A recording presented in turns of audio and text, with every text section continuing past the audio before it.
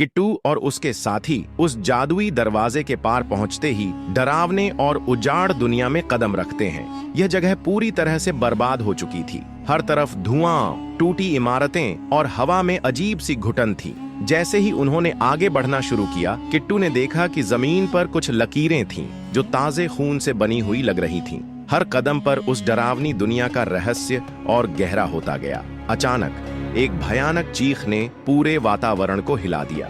यह चीख इतनी डरावनी थी कि उसके दोस्तों के पैर वहीं जड़ हो गए। किट्टू ने अपने डर को दबाते हुए आगे बढ़ने का साहस किया। तभी उसने देखा कि दूर एक विशाल छाया उनकी तरफ बढ़ रही थी। यह छाया एक झोंबी की थी, लेकिन यह बाकी झोंबियों से अलग थी। यह दोगुनी ऊंचाई और अधिक डरावनी थी। किट्टू जान गया कि यह कोई साधारण झोंबी नहीं, बल्कि इस डरावनी दुनिया का राजा था। झोंबी राजा ने अपने गले से ऐसी गूंजती हुई आवाज निकाली जिसने चारों तरफ और भी अंधेरा फैला दिया। उसके हाथों में एक चमकती हुई तलवार थी, जो जिंदा प्राणियों का खून चूसने के लिए जानी जाती थी। किट्टू और उसके दोस्तों ने मिलकर उससे बचने की योजना बनाई।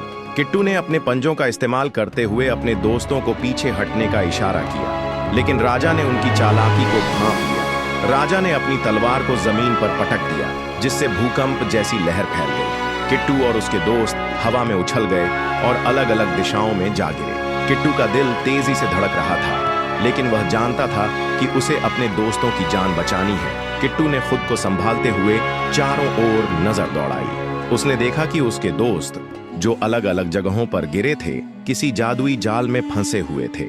यह जाल इतनी मजबूती से बंधा हुआ था कि उसे तोड़ना असंभव लग रहा था। किट्टू ने अपनी छोटी सी ताकत को जुटाया और एक जाल की तरफ बढ़ा।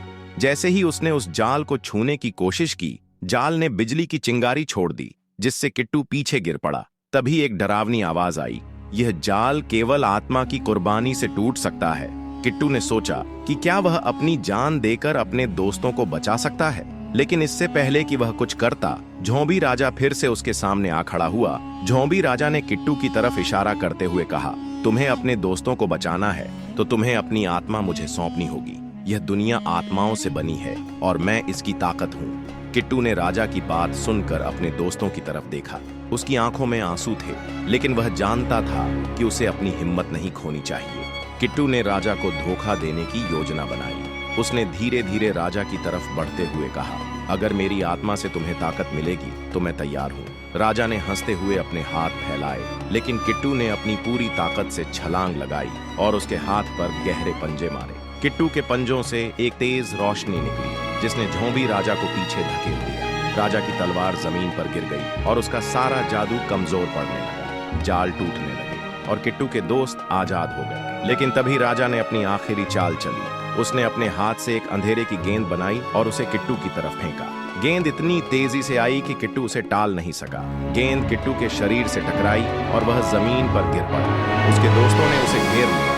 राजा ने हंसते हुए कहा, तुम्हारी कहानी यहीं खत्म होती है। लेकिन किट्टू के अंदर की रोशनी फिर से जाग गई। वह धीरे धीरे उठा और राजा की तरफ अपनी आखिरी ताकत से छलांग लगाई। उसने राजा के सीने में अपने पंजे गढ़ा दिए और एक धमाके के साथ राजा का शरीर हवा में बिखर गया। राजा के पतन के साथ पूरी डरावनी दुनिया उजाले में बदल गई। किट्टू और उसके दोस्तों ने राहत की सांस ली, लेकिन किट्टू जानता था कि यह लड़ाई उसके लिए एक बड़ी सीख थी। अगले हिस्से में क्या किट्टू और उसका जंगल अब सुरक्षित है या और भी बड़ी साजिश उसका इंतजार कर रही है?